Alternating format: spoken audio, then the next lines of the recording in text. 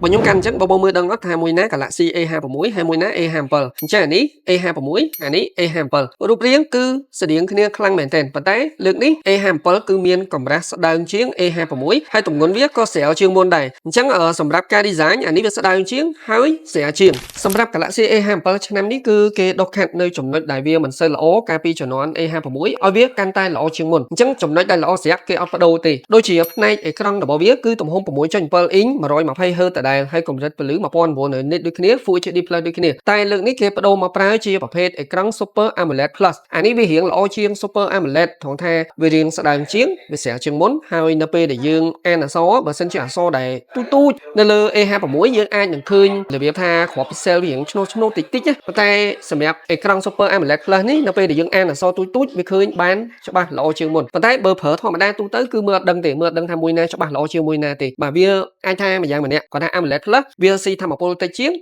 អេក្រង់វានឹងក៏វាស្ដើងជាងមុនអញ្ចឹងក៏វាអាចជួយឲ្យកម្រាស់ទូរស័ព្ទវាកាន់តែស្ដើងជាងមុនដែរអានេះទាំងផ្នែក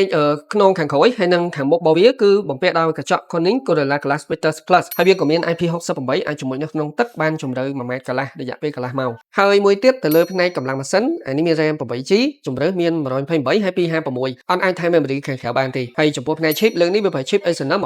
1680ដែលខ្លាំងជាង A56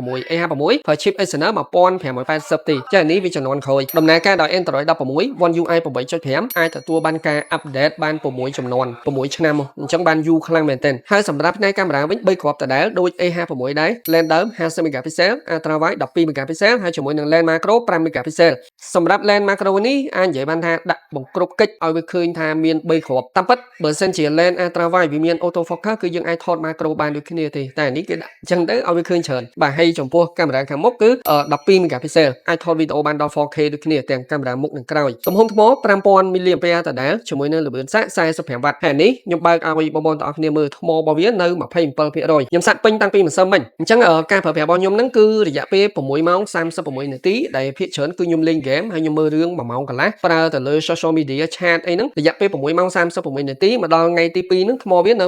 27% ទៀតអញ្ចឹងបានន័យថាកាន់ខ្លាំងប្រើលក្ខណៈទូទៅដូចខ្ញុំអញ្ចឹងលើសមួយថ្ងៃកន្លះអីបានសាកថ្មម្ដងហើយចំពោះតម្លៃអានេះគឺ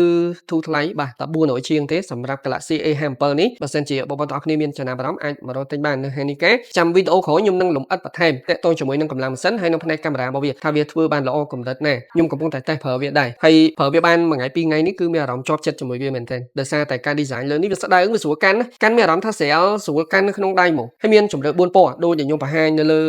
វីដេអូហ្នឹងតម្លៃ400ជាងទេមានជម្រើស128ហើយនិង256បងអាចមករកទិញបាននៅហានីកាអរគុណ